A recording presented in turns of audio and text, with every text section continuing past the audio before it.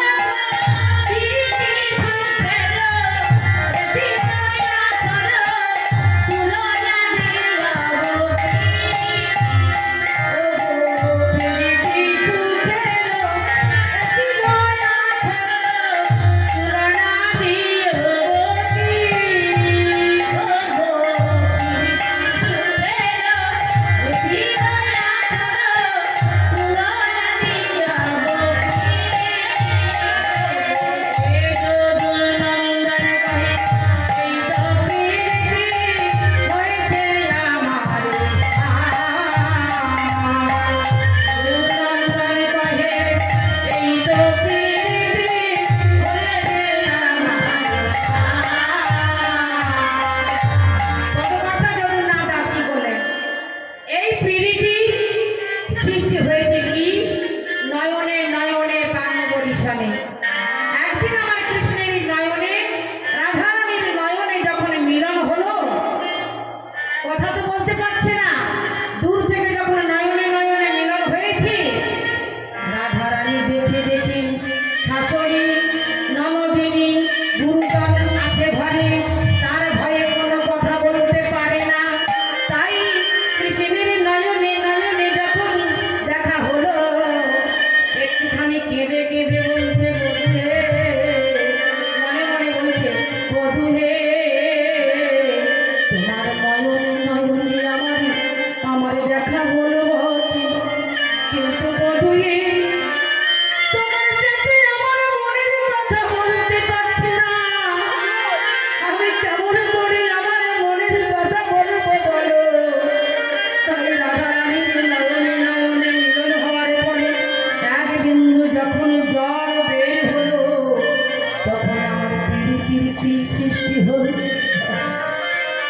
অধরে অধরে যখন চুম্বন করছি, বধূর বদনে বদনে যখন চুম্বন করেছি, বধূর সঙ্গে কোনো কথা বলতে পারছে না, তখন রাধারানী আমার কেঁদে কেঁদে বলছে বধূ এমন গুরুজনার মাঝে বাস করি, তোমার সঙ্গে কথা বলায় আমার কা কথা, আমি কালো মেঘের দিকে চাইতে পারি না, আমি নীল বাসনে পরিধান করিতে পারি না, আমি যে গুরুজনার মাঝে বসে থাকতে পারি না।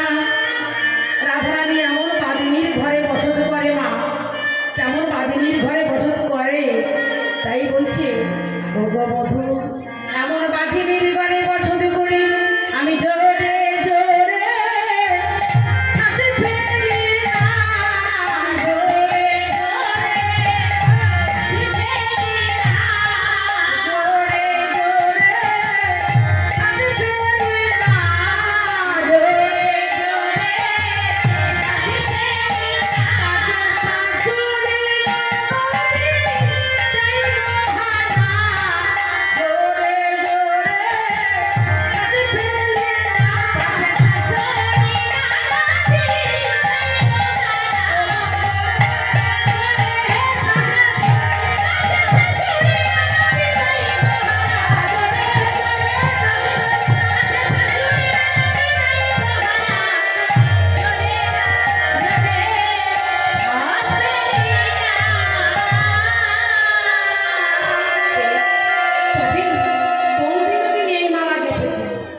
দেখো মা কোন বিনোদিনী গো, কোন নূতন বিনোদিনী মনে হয় এই মালাটা গেঁথেছে, বিনা সুখের মালা, বিনা সুখের মালা গেঁথেছে, গেঁথে কি করলো প্রাণ মধুর মালায় পরাইয়া দিয়েছে।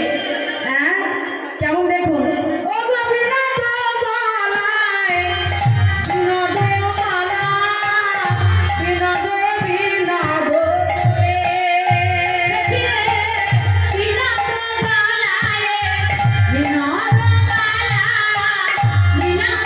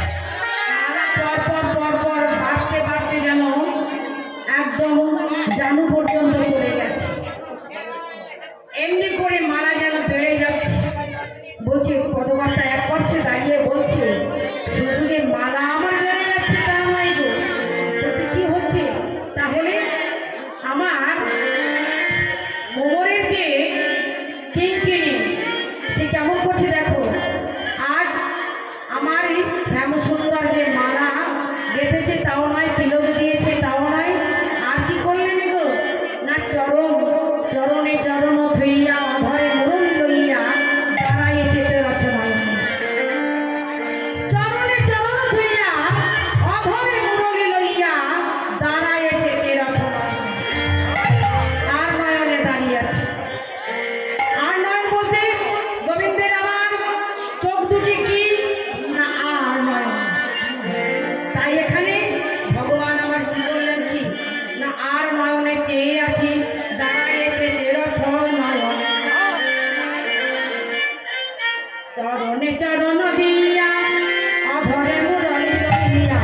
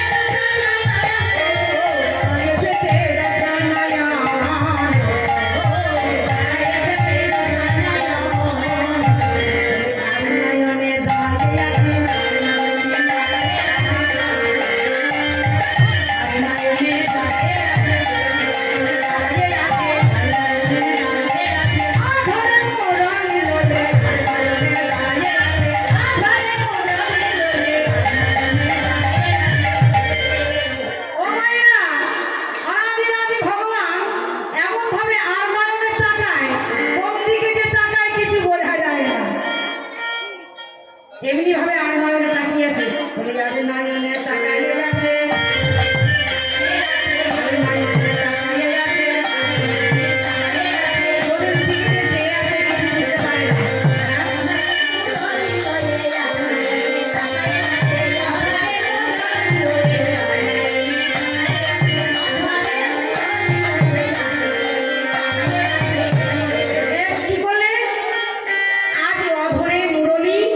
মস্তকে আছে কি না চূড়া। তাই এদিকে দেখলেন আমার অনাদি আদি গোবিন্দের মাথায় যে চূড়া আছে, চূড়ায় কি আছে না চাঁদ, হাতে যে বাঁশি আছে, এই বাঁশিতে এখানে আছে কি 10টি নখ, 10টি যে নখ আছে, হ্যাঁ নখের যে এই নখে যখন চন্দ্রের কিরণ পড়ে তার নখগুলি মনে হয় যেন এও চাঁদ। এই নখের উপর যখন চাঁদের কিরণ পড়ে মনে হচ্ছে যেন নখের উপরেও চাঁদ, আর চূড়ায় আছে কি একটা চাঁদ, আর পায়ের নখে যখন কিরণ পড়ছে, চন্দ্রের কিরণ পড়ছে, পায়ের নখেও দেখছে যেন 10টা নখে 10টি চাঁদ। পদভাতে গরম দিলেন তো ঠিক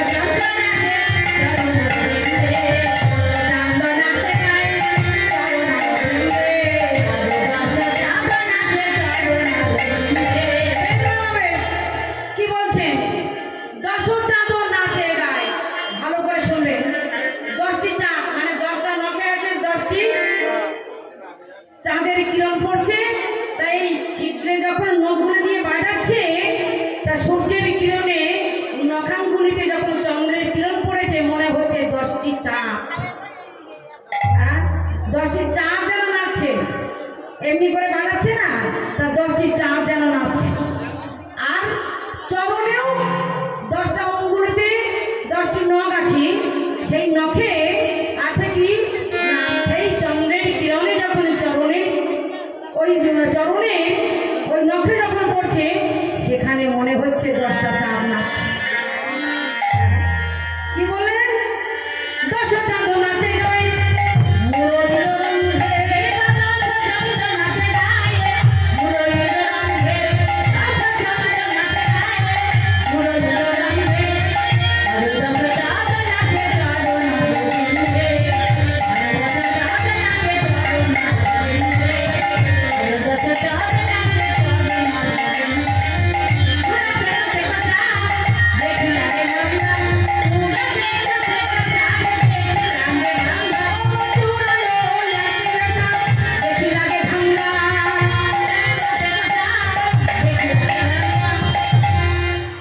চূড়ায় ডাকছে একটা চাঁদ, হ্যাঁ মনে করছে গগনে একই চাঁদ, চূড়ায় একা চাঁদ, আর এই 10টি চাঁদ এখানে কত চাঁদের উদয়, হ্যাঁ কত চাঁদের উদয় হয়েছে, এই কথা বলবো পারি। তাই এখানে পদকর্তা আরো কলম দিলেন, প্রেমানন্দ দাস গোস্বামী বললেন যে 10 চাঁদ নাচছে আর গাইছে, কিন্তু আমার চরণেও চাঁদ নাচছে। আজ ওগো চাঁদের গাছে চাঁদের পাতা, চাঁদের ফলে ফুলে, চাঁদের গাছে চাঁদের পাতা, চাঁদের ফুলে ফলে, চাঁদের গাছে চাঁদের পাতা, চাঁদের ফলে ফুলে, চাঁদের গাছে চাঁদের পাতা, চাঁদের ফুলে ফলে, আমার তো দেখি নাই গো চাঁদের গাছে চলে, আমার তো দেখি নাই গো চাঁদের গাছে চলে। এই যে তোমরা দেখেছো চাঁদ আবার চলে না কি গো? গগনের চাঁদ কি কোনোদিন চলে?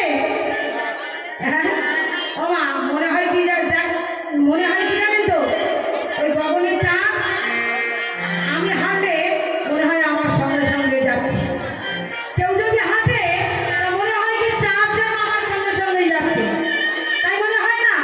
হ্যাঁ আমি হাঁটলে চাঁদ মনে হয় আমার সঙ্গে সঙ্গে যাচ্ছে। তাই বলছে গগনে একই চাঁদ এই মাত্র জানি, তাই চাঁদের গাছ চাঁদের কাছে চাঁদই চলে। ফুচকা আলু শেষ হয়ে গেছিল। তাই পদকর্তা আরো বলছেন কি, চরণে চরণ থুইয়া ঘরে ঘরে থুইয়া, চরণে চরণ থুইয়া, ঘরে ঘরে থুইয়া, চরণ থুইয়া, ঘরে ঘরে লইয়া,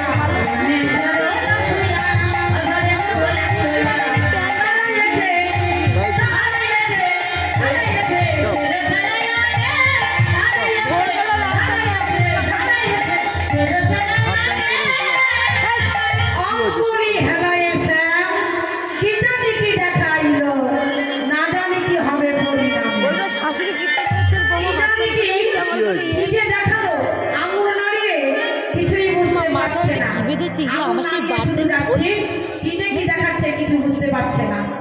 তাই বলছে কিনা আমার গগনে একই চাঁদে এই মাত্র জানো, কালো হয়ে গেছে।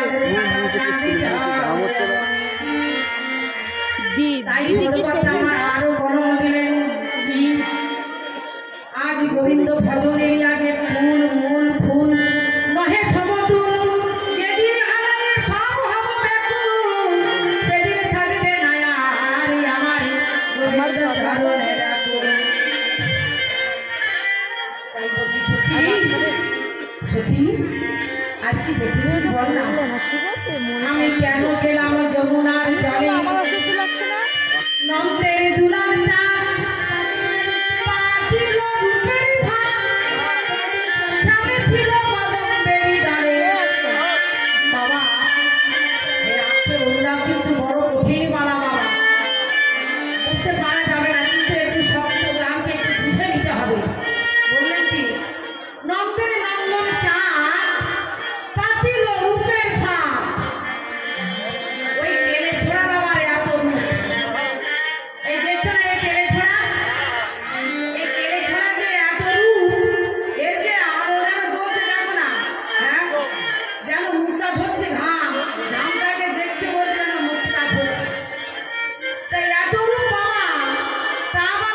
কৃষ্ণের তিনটি অঙ্গ কিন্তু বাঁকা। কেন তিনটি জায়গায় ভাঙা কেন? একটু তত্ত্ব কথা বলি, আর গান করতে ভালো লাগছে না। শুনবেন তো তত্ত্ব কথা? তত্ত্ব বলছি, অল্প অল্প শুনবেন তো? ঠিক আছে। তা আমার এই গোবিন্দের তিন জায়গায় ভাঙা মানে বাঁকা। লক্ষ্য করবেন গোবিন্দ কেমন বাঁকা, এমনি ভাবে দাঁড়িয়ে আছে। যেখানে দাঁড়িয়ে আছে ঘাটটা বাঁকা, কটিদেশ বাঁকা, জানুদেশ বাঁকা, তিন জায়গা ঠিক বাঁকা। নাম হয়েছে বাঁকা মোহন বংশীধারী। বাঁকা মোহন বংশীধারী নাম হয়েছে। তা তিনটে জায়গায় যে বাঁকা, বাঁকাটা হলো কেন? একটুখানি এই গল্প করি, তাহলে বাঁকাটা হলো কেন একটু শুনুন। একদিন প্রাণ গোবিন্দ আমার রাধা রানীকে কথা দিয়েছে, রাধে তোমার কুঞ্জ তুমি ভালো করে সাজিয়ে রেখো, আমি তোমার কুঞ্জে গিয়ে বিহার করব। রাধা রানীকে কথা দিয়েছে মা।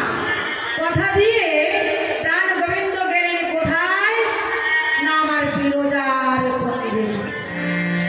বিরজার কুঞ্জে চলেছে। বিরজার কুঞ্জে গিয়ে আর এখানে দ্বার রক্ষার ভার দিয়েছে শ্রীরাম সখাকে। ভগবানের সখা শ্রীরাম। একটু না বসলে না কথা শুনলে ভালো লাগে না। যাই হোক, তা কি বলছে না শ্রীরাম সখাকে দ্বার রক্ষার ভার দিয়েছে। দ্বার রক্ষার ভার দিয়ে বলছে শ্রীরাম দ্বারে যেন কাউকে প্রবেশ করতে দেবে না। শ্রীরাম বললেন তথাস্তু, তাই হবে, আমি কাউকে প্রবেশ করতে দেব না।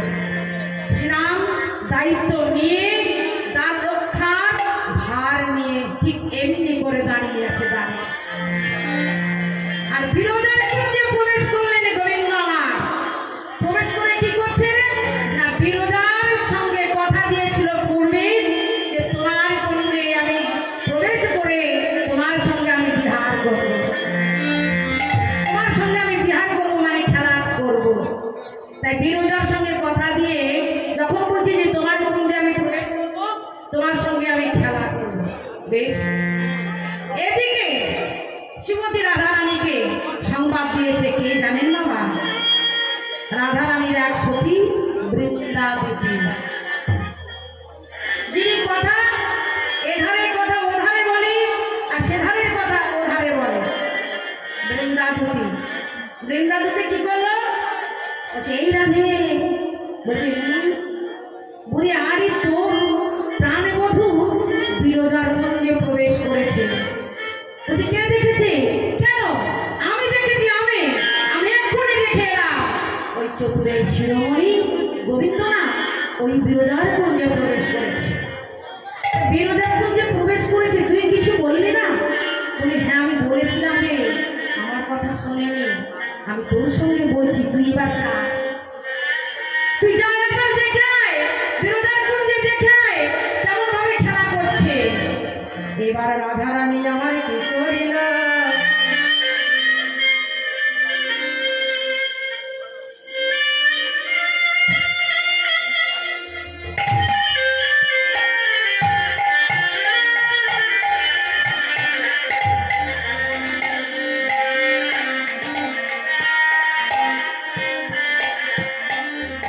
রাধা